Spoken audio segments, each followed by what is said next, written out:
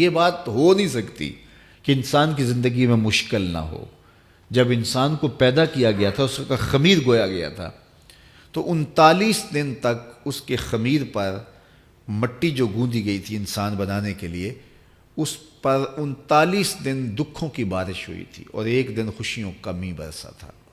تو انسان کی زندگی میں خوشیاں اور غم اس تناسب سے ہیں۔ لَقَدْ خَلَقْنَا الْإِنسَانَ فِي قَبْضٍ، انسان کی زندگی مشقتوں کا مجموعہ ہے، حالات کی تلخیوں کے سے مقابلہ کرنا پڑتا ہے، لیکن حالات مشکل ہو جائیں تو ان سے نکلنے کا راستہ کیا ہے؟ تو سنیے قرآن کیا کہتا ہے، وَمَن يَتَّقِ اللَّهَ يَجْعَلْ لَهُ مَخْرَجًا وَيَرْزُقْهُ مِنْ حَيْثُ لَا يَحْتَسِبُ، جو اللہ سے ڈرنے لگ جاتا ہے، تقوی اختیار کر لیتا ہے، تو پھر اللہ تعالیٰ جل شانہ اس کے لیے مخرج پیدا کر دیتا ہے، یعنی اس مصیبت سے نکلنے کے اللہ راستے دیتا ہے۔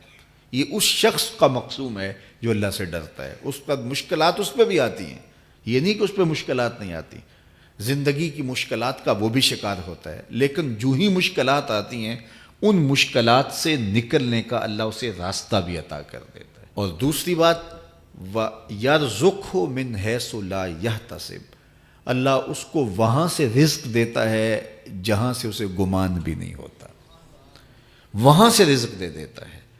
بندہ تو یہ کہتا نا کہ مجھے یہاں سے ملے گا، یہاں سے، ایک بندے کی منصوبہ بندی ہے، لیکن جو اللہ سے ڈرنے والا ہوگا اللہ اس کو وہاں سے رزق دے گا جہاں اسے گمان بھی نہیں ہوگا، خیال بھی نہیں ہوگا کہ یہ راستہ بھی حصول رزق کا ہو سکتا ہے۔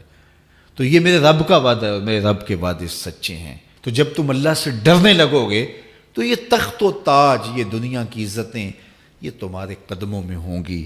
اس سے ڈرنے کا نتیجہ ہے جو تمہارا رب تمہیں عطا فرمائے گا۔ حضرت عمر رضی اللہ تعالیٰ عنہ کی خدمت میں ایک شخص آیا، اس نے کہا میرے ہاں اولاد نہیں ہے، تو آپ نے کہا استغفار پڑھا کرو۔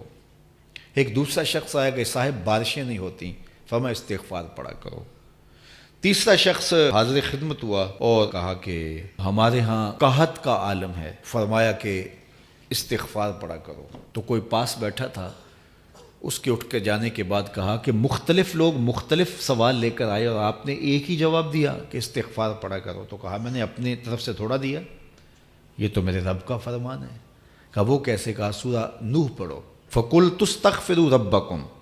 حضرت نوح علیہ السلام نے اپنی قوم سے کہا کہ اپنے رب کے حضور استغفار کیا کرو، اِنَّهُ كَانَ غَفَّارًا۔ اس کا نتیجہ کیا ہے؟ جب تم استغفار کرو گے تو وہ تمہارے گناہ بخش دے گا۔ ایک تو فائدہ اس کا یہ ہوگا، وَيُرْسِلِ السَّمَاءَ عَلَيْكُمْ مِدْرَارًا، آسمان سے موسلادھار بارشیں بھی برسیں گی، وَيُمْدِدْكُمْ بِأَمْوَالٍ وَبَنِينَ، اور اللہ تمہیں استغفار کی برکت سے مالا مال بھی کر دے گا، وَبَنِينَ، اور تمہیں بیٹے بھی عطا کرے گا، وَيَجْعَلْ لَكُمْ جَنَّاتٍ وَيَجْعَلْ لَكُمْ أَنْهَارًا، تمہیں باغ بھی عطا کرے گا اور تمہیں چلتی ہوئی نہریں بھی عطا فرمائے گا۔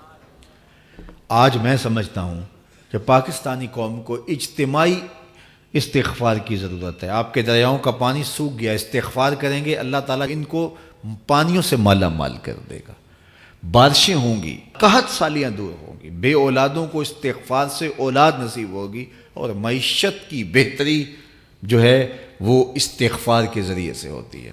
تو یہ 5 چیزیں بیان فرمائیں، تو استغفار سے خوشحال زندگی کا تصور ابھرتا ہے۔